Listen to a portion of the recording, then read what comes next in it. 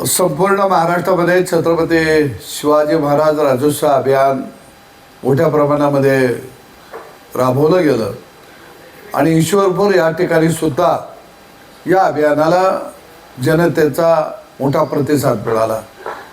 या अभियानाच्या माध्यमातून संजय गांधी निराधार योजनेचे लाभधारक असतात, दिव्यांग लाभधारक असतील, महिला शेतकरी म्हणून सन्मान प्रमाणपत्र देण्याचं असेल, खात्या उतार्यावरती वारस नोंद्या असतील, सातबारा दुरुस्त करण्याचं काम असेल, असे अनेक चांगले सामाजिक उपक्रम या अभियानाच्या माध्यमातून राबले आणि सर्वसामान्य माणसाला त्याचा खऱ्या अर्थानं लाभ मिळाला। या अभियानाला या राज्याचे माजी मंत्री, या विभागाचे आमदार आदरणीय जयंत पाटील साहेब यांनी सुद्धा या अभियानाचं कौतुक केलं, महसूल मंत्र्याचं खऱ्या अर्थाने अभिनंदन केलं।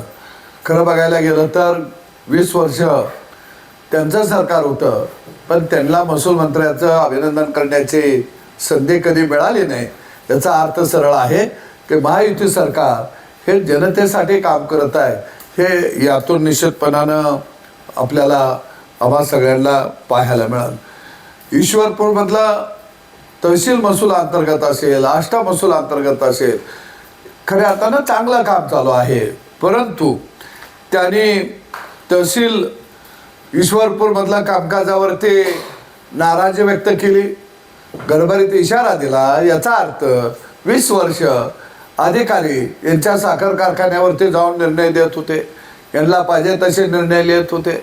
आता अधिकारी यांच्या कारखान्यावरती जात नाहीत, यांच्या पाय चाटायला जात नाहीत आणि म्हणून जे अधिकारी ह्यांना वेग घालत नाहीत त्यांना धमक्या द्यायच्या, पण त्यांना माहीत नाही की सरकार बदललेलं आहे, सरकार महायुतीचं आहे आणि आम्हाने जनतेसाठी पारदर्शक कारभार करायचा आहे।